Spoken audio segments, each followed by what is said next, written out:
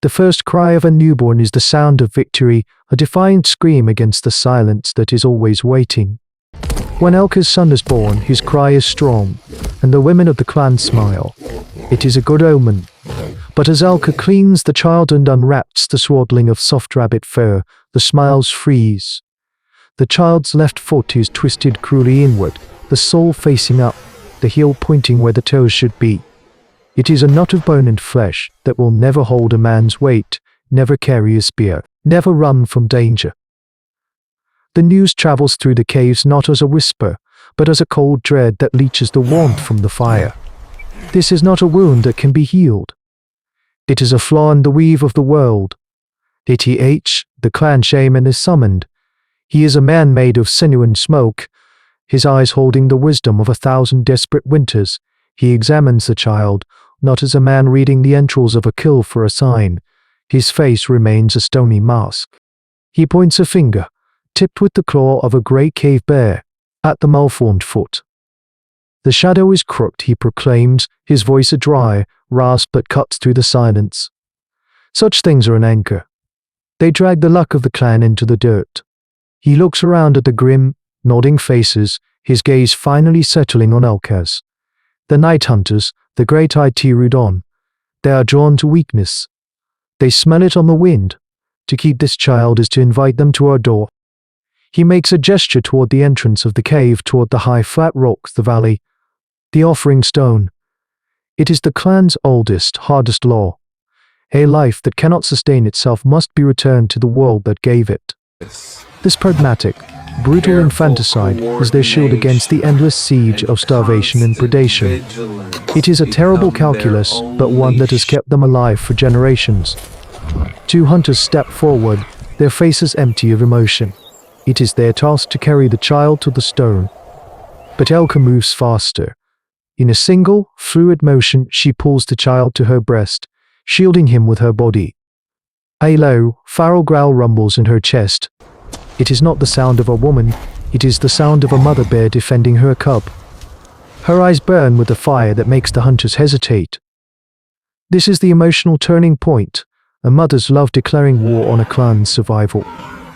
No, she says, the word a blade of sharpened flint. He is mine. The clan is stunned into silence. The law has never been defied. To do so is to challenge the spirits, the ancestors, the very foundation of their world. Giath's eyes narrow. You would doom us all for a broken piece of a boy. Elka clutches her son tighter. He is not broken, she snarls. He is whole. Defiance has a price. Elka and her son Tovike are moved to the damp, cold annex of the main cave system, a pocket of rock near the entrance that catches the wind and every stray night sound. It is a place for storing hides and smoked meat, not for people. Their fire is small, fed with scraps of wood scavenged after the main fire has been built. The clan's judgment is not spoken, it is enacted. When the hunters return with a kill, Elka is given the last, gristliest cuts. The other women turn their backs when she approaches the grinding stone. She is an island, her son the cursed ground to which she is tethered. Her world is a stone's throw from the edge of the cliff, and a stone's throw from being cast out entirely. She works tirelessly. While Tovike sleeps, she sharpens tools, her hands quick and sure as she chips flakes from a flint core, fashioning a tiny, razor-sharp microlith blade perfect for slicing hide. During the day, she carries him on her back as she forages, going farther, taking more risks than the other women to make up for the clan's cold charity.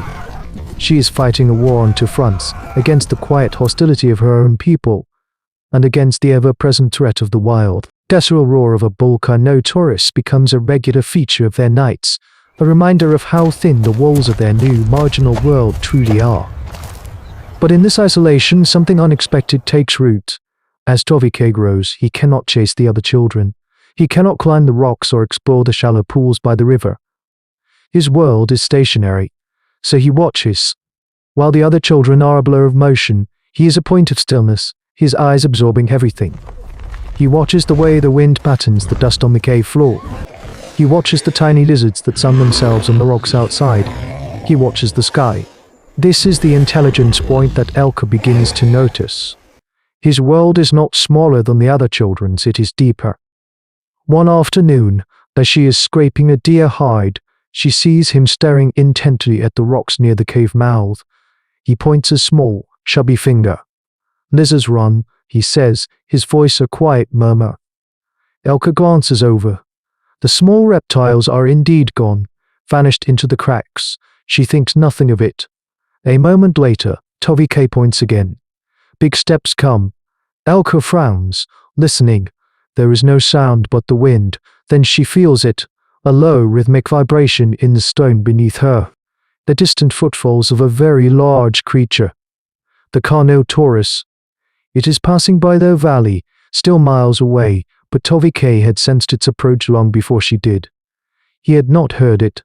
He had seen its effect on the world. He had seen the pattern. This is her moment of foresight. She looks at her son, at this small, broken boy the clan has deemed worthless, and she understands. They are all looking at his foot. They are looking at the wrong part of the boy. A chill wind blows down from the high peaks, carrying the scent of pine and the promise of a lean winter. The Khan's best hunters are tracking a herd of iguanodont, their movements a silent language of hand signals and honed instinct. They move through a field of tall, rust-colored grass that whispers around their knees. But the grass is whispering the wrong way. The wind blows from the north, yet patches of grass to their east sway and tremble as if in a contrary breeze. The hunters, their eyes locked on the prize ahead, do not notice the subtle discrepancy. They are predators focused on their prey. They have forgotten that they too are prey. From the mouth of the cave, Tovike sees it all. The valley is a map laid out before him. He is not watching the hunters or the iguanodont. He is watching the grouse. His mind, unburdened by the linear drive of the chase, sees unnatural stillness of the birds in the nearby trees. He sees the wrongness of the grass. He tugs frantically at Elka's tunic, his small face tight with a fear he does not have the words for. He points, his finger trembling. His voice a sharp, high-pitched chirp, "Wrong grass." Elka follows his gaze. At first, she sees nothing. Then, trusting her son's strange vision, she squints, her eyes tracing the patterns he sees. And she understands. The grass is moving because something is moving through it. Something low to the ground, moving in parallel to the hunters. The two root on. Not one, but a pack. Their mottled hides are perfect camouflage in the rust-colored vegetation. They are flanking the hunters, using their own hunt as a screen for their ambush. This is Elka's moment of truth. To shout a warning is to defy the shaman, to risk everything on the word of a child the clan has already condemned. To stay silent is to watch the fathers of the clan's children walk into a death trap. It is an inevitability. This is her act of altruism, for her son and for the people who despise him. She grabs a flat stone and a heavy rock mallet, and she begins to pound them together, a frantic, desperate rhythm that shatters the afternoon quiet. The hunters look back, their faces contorted in rage at the sudden noise. They see her standing at the cave mouth, a madwoman ruining their hunt. And then, because they have turned, they see the grass erupt. The T-Rudon pack, their ambush spoiled, bursts from cover with hissing, bird-like shrieks. The hunters, warned by a fraction of a second, are not caught from behind. They have time to form a circle, spears pointing out as the predators close in. The battle is a maelstrom of claws, teeth, and obsidian. But it is a battle they are able to fight. It is a battle they are able to fight. They return at dusk, weary and bleeding, but alive. They do not speak. They walk past Elka and straight to her son. The lead hunter, a man who had once called for the boy's exposure, kneels before Tovike. He reaches out and gently touches the boy's twisted foot, not with a new, dawning reverence. Not with a new, dawning reverence. The shaman watches from the shadows, his certainty shattered. The clan had been looking for a sign from the spirits. They had been given one. He is a giver of it.